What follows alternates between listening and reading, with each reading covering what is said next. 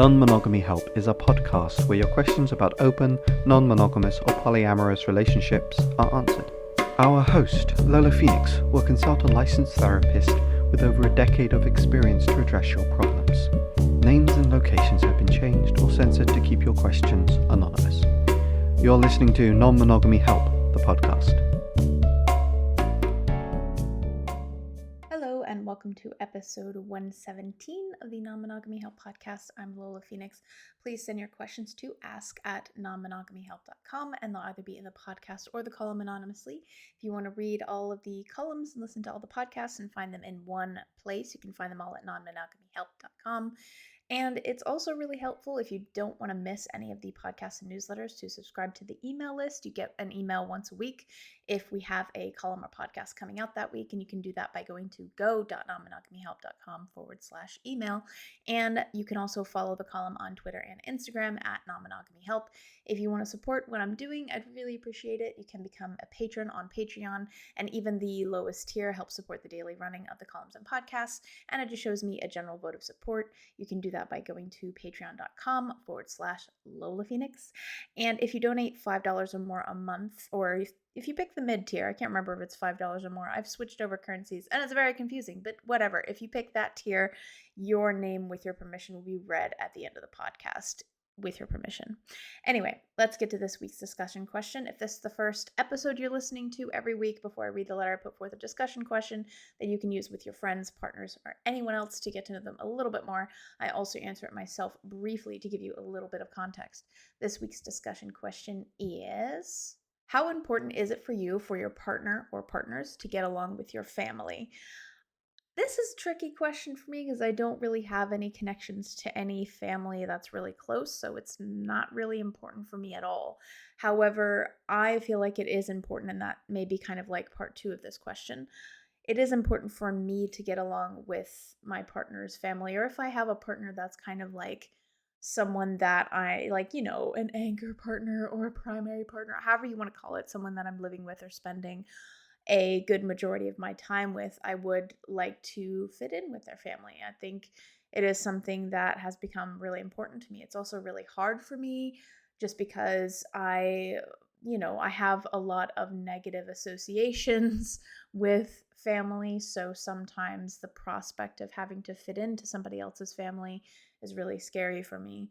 So, but it is important to me, and it is something. It's not like I wouldn't consider dating somebody if they didn't have any connection to their family, because I've also dated people who are similar to me.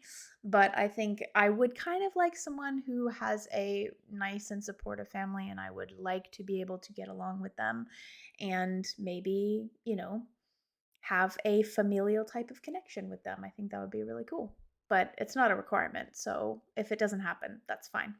So yeah, let me repeat the discussion question. How important is it for you, for your partner or partners, to get along with your family? Let's get to this week's question.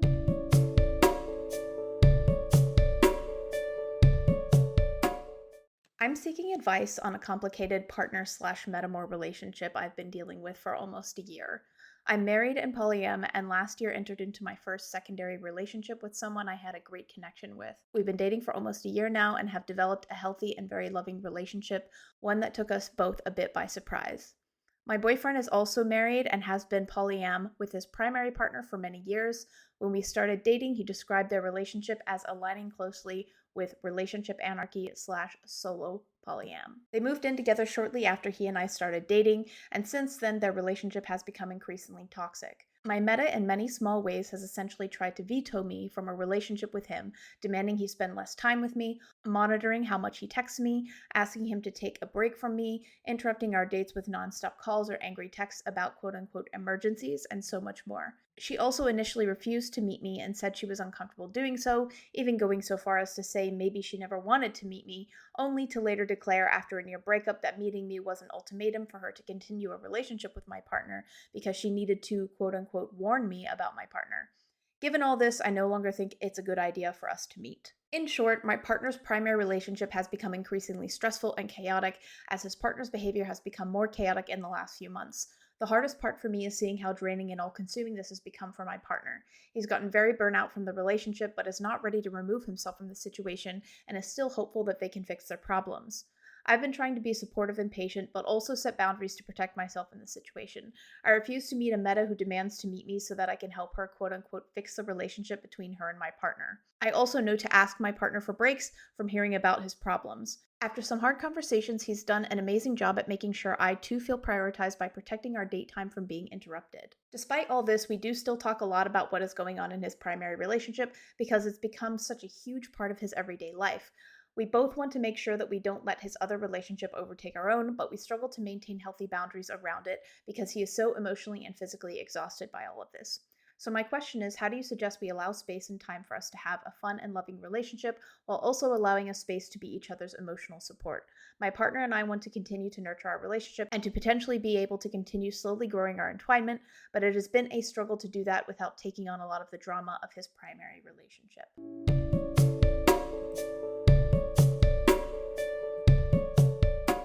Before we get to this week's answer, I want to quickly remind you of this episode's sponsor, BetterHelp.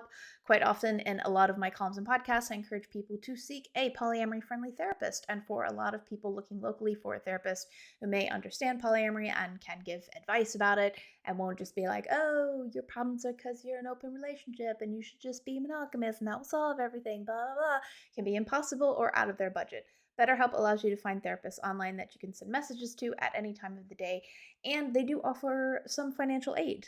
If you want, you can use my checkout code, Non-Monogamy Help, at checkout, or go to betterhelp.com/non-monogamy help to get 10% off of your first month using BetterHelp.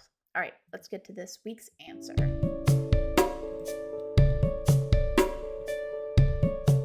So I think first he needs a clear plan on getting emotional support outside of your relationship.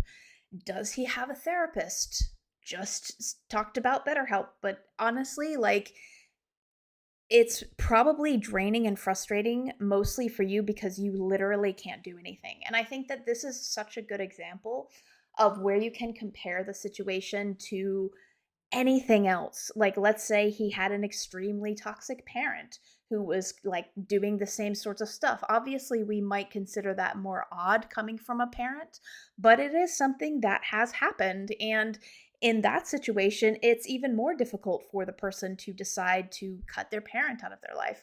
Maybe consider what you would do if he had a toxic roommate. So you wouldn't want your relationship in either of these situations to become about somebody else. And you wouldn't want those situations to bleed into your relationship either. So what would you do in those situations?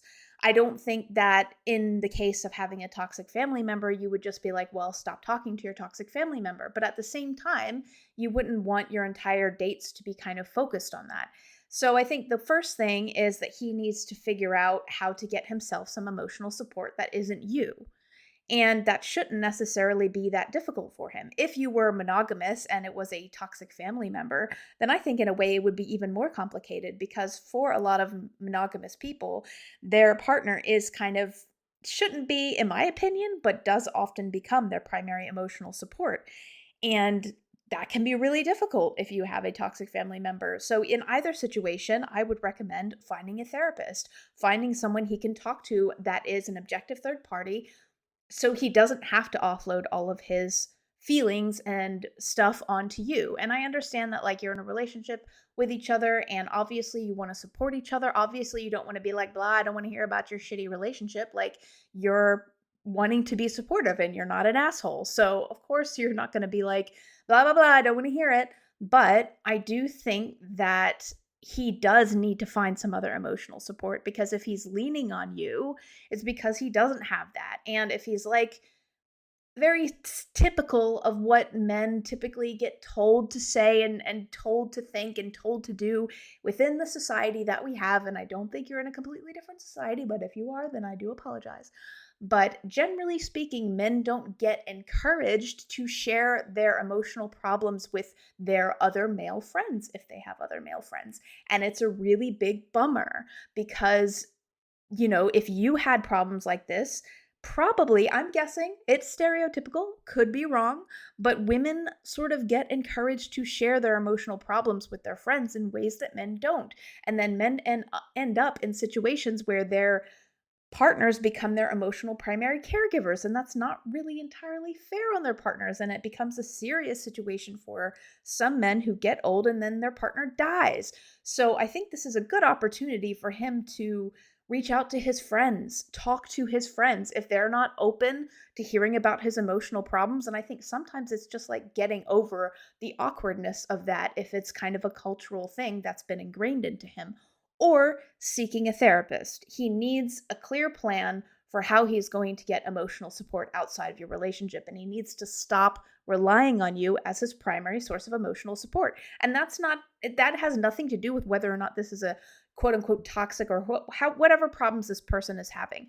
If the situation was that he had a family member that was like this, or he had a roommate that was like this and he couldn't just move out, I still would recommend the exact same thing, because even if it wasn't about it being your Metamour, it's about the fact that he has something going on in his life that is really, really difficult. Even if it was a death, even if it wasn't dealing with a toxic person, I still wouldn't recommend that you be one grown adult's primary source of emotional support, because it's not really fair on you, regardless of what the situation is about, regardless of whether it deals with a Metamour, regardless of all of these other sort of tricky things that I think you know a little bit too much about what's been going on in between them.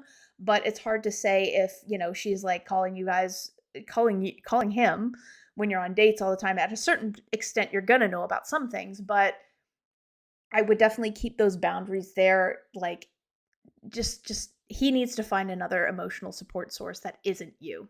It's understandable that you would be emotional supports for each other, but you cannot be the primary ones. And you shouldn't be, even if you were in a monogamous relationship together and this was a roommate or something else.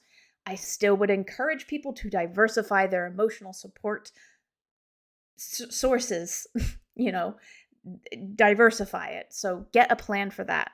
I also think that you need to keep your boundaries clear and definitely keep them there. And maybe what you guys need to do is focus less on sitting and stewing and listening to these problems, because there are two ways to handle this type of situation that he's going through. He can sit and he can talk to you about how difficult things are and how he's feeling and blah, blah, blah. Or he can utilize the time that he has with you to do something that he would prefer to do, to take his mind off of things, to enjoy himself. And I think that, even if he had like a super stressful job, there would be two options. Would you sit there and you listen about like all the coworkers and, hey, that guy at work is really getting on my damn nerves? Or you can do something else that distracts and has fun and is enjoyable for both of you, that isn't sitting there and listening about those problems. And he can sit there and talk about the problems and work them out with a therapist and not with you. So maybe you should shift your focus. Like, you can still provide emotional support while doing things that are fun, while enjoying your time together. And as long as he's able to maintain those boundaries with each other, like in terms of like her calling you guys while you're on dates and stuff like that, like put his phone away. Turn it off. The only thing she can do is call the police, and I'm pretty sure that would be, I'm not saying that it's great for you to get the police calling you, because I don't know your situation. That could be a very bad thing. But she can't do very much other than maybe whatever goes down when he gets home with her. But there needs to be very clear boundaries there, and there needs to be very clear, lines drawn.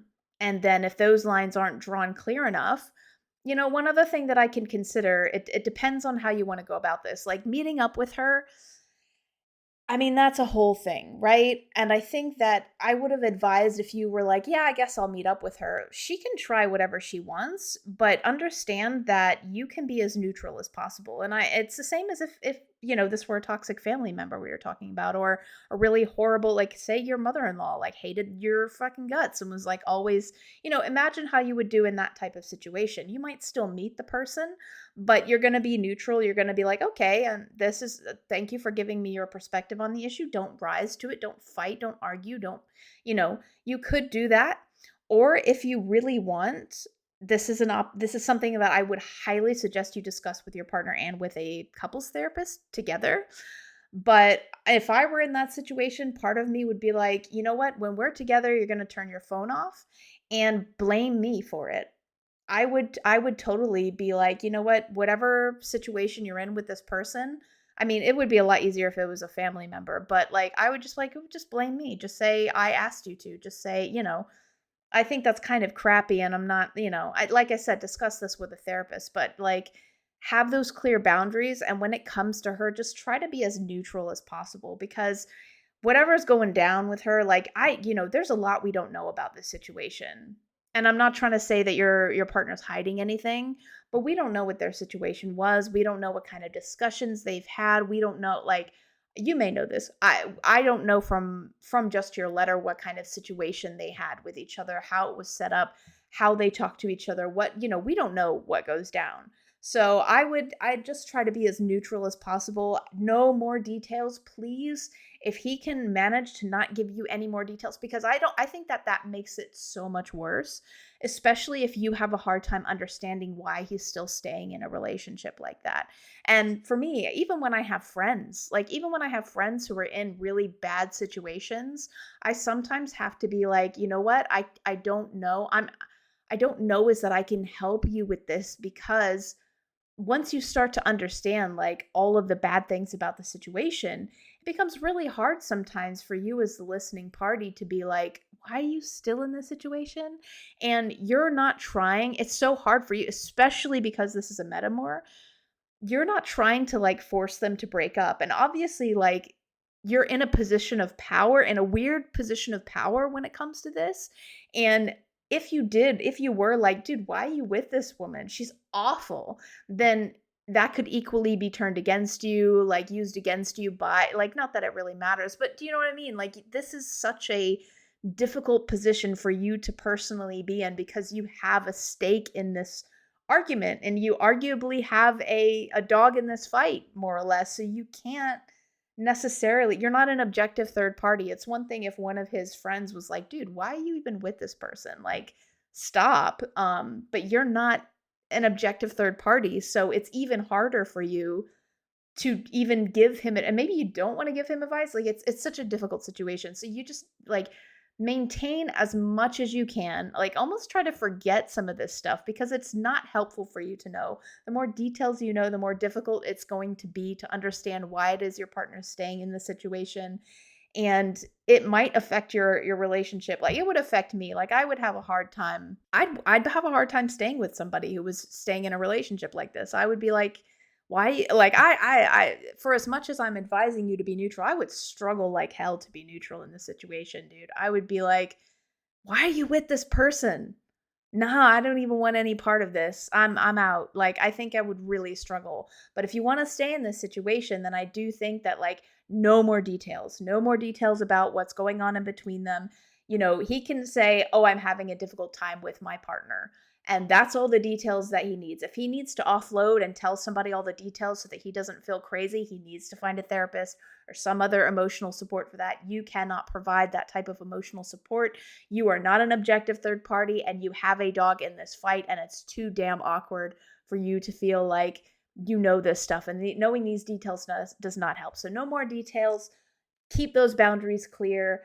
The sort of the sort of like, you can't be calling us while we're on dates. Like, it's it's just not even about it being a metamour. It's exactly the same as if it was a family member or anybody else. Would it be acceptable for his mom to be like blowing up your phone or blowing up his phone while you're on a date together and be like, what are you doing? Wait, like, no, it wouldn't. It would be a weirder culturally, but that's a reasonable thing to expect. And he, if it's helpful for him, he could also use that to speak with his partner. I don't know if it's going to be helpful. I don't know what's going on in between them. And don't involve yourself. Keep those boundaries. Focus your time less on sitting and listening to all of these details, and focus on making his life better by doing fun stuff that you both want to do, by enjoying your time together. Don't let your dates and your time together be gripe sessions. He needs to find somewhere else to get emotional support. He needs to diversify his sources of emotional support. And wherever you are worried that you might be jealous or that you might, like, it's an awkward situation because, like I said, you have a dog in the fight. So it's not like you can be fully objective in the situation, and nobody's really fully objective. But, you even more so than like a friend of his will struggle to be objective in the situation. So I think like when thinking about any kind of boundaries or things you want to put in place, compare the situation to what would I do if this was his mother and she was intense and like this? What would I do if this was a roommate he had and he couldn't just move out for whatever reason, leases and all that sorts of stuff? And ask yourself, would you have the same boundaries? Because in the case of when you guys are out on dates with each other and you don't want someone to be calling his phone every 5 seconds, you would have that same exact boundary. So, think about it that way if it helps you kind of worry about whether or not you're trying to do your best in this situation. How do you be each other? How do you be his emotional support? Just, yeah. To summarize, I think I've already kind of summarized, but just to get a little bit better of a summary, he needs a clear plan for diversifying his emotional support sources, and you can't be a full emotional support source about this relationship. No more details. Where you feel like you're worried you might be jealous or any other kind of situation, just compare it to like a family member and reapply the boundary and see if it makes sense. Keep your boundaries clear, and when you're together, if you can provide emotional support, like emotional support isn't just sitting around and listening to somebody talk about a situation. There's tons of ways to emotionally support each other without having to do that. So keep your dates and your time spent together about doing the stuff that you both want to do with each other. Make a list of all of the things that you want to do together, all the dates, like plan dates. Like don't allow the time you've spent together become gripe sessions. No more details. And if you do meet up with her, because maybe that is, I'm not saying don't meet up with her. I trust you, and I think you should trust yourself to be an adult about the situation, regardless of how she behaves. So in the exact, like, again, compare it to a toxic family member or a toxic roommate or somebody who's being terrible in that other way that he can't just get away from. You can meet up with that person and still maintain your cool if you feel you can maintain. I mean, maybe your letter gives off a lot more calmness than you actually feel. But if you do meet up with her, be as neutral as possible. Let her say whatever she wants to say. Like, don't defend or argue. If she wants to be like, I think he's bad, blah, blah, blah, you can be like, look, whatever's going on in between you guys is your relationship. I think you should get a therapist and work on what's going on in between you, what's going on between you. I'm happy to have a conversation about what I do for a living and talk to you about it and get to know each other. But I'm not here to talk about what's going on in our relationship, as that's private to us, nor am I here to talk about what's going on in between your relationship, because that's private to you. And she might, argue and whatnot, but like, be neutral, stay cool. If you do meet up with her, I think you can. I don't think it'll be fun.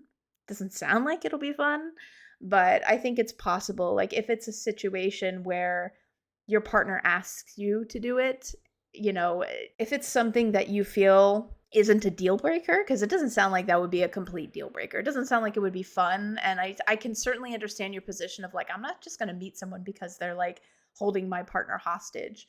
But I don't know. I think maybe I'm just like genuinely too curious about the situation that I would want to just like see what's going on there.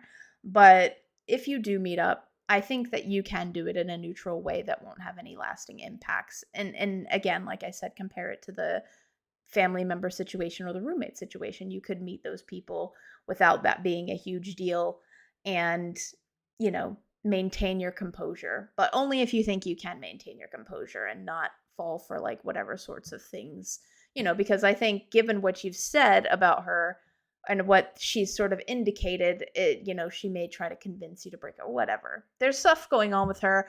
I feel bad about, I do feel bad for her because there's clearly stuff going on with her, but you can't help with that. They need to fix that. It's not your problem to fix, and make sure that you just have those boundaries, have fun together. Don't make it about gripe sessions, and he needs to find someone else to emotionally support him. So yeah, I hope that helps, and good luck.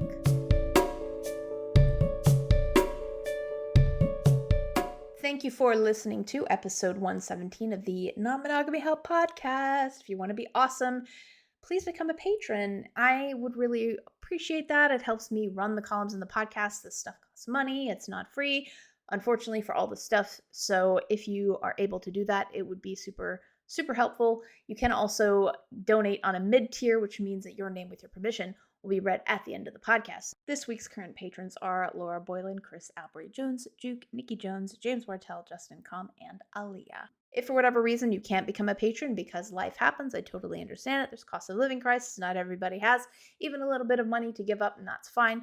What you can do is take 5 minutes, log into iTunes or Spotify, find the podcast, rate and review it. That would be really, really helpful. It helps me get the podcast out there to new people, and it's just a nice thing.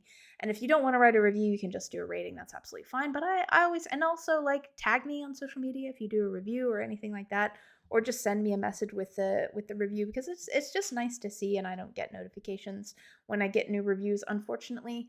But yeah, if you have time to do that, I would super appreciate it. That's all for this week. You will get a new column next Friday and another podcast episode in a fortnight. Thank you again for listening. You've been listening to Non-Monogamy Health. The podcast music was done by Chris Albury-Jones at albury-jones.com. Our podcast art was done by Dom Young, and you can visit Dom's site at domduong.com. Thank you again for listening.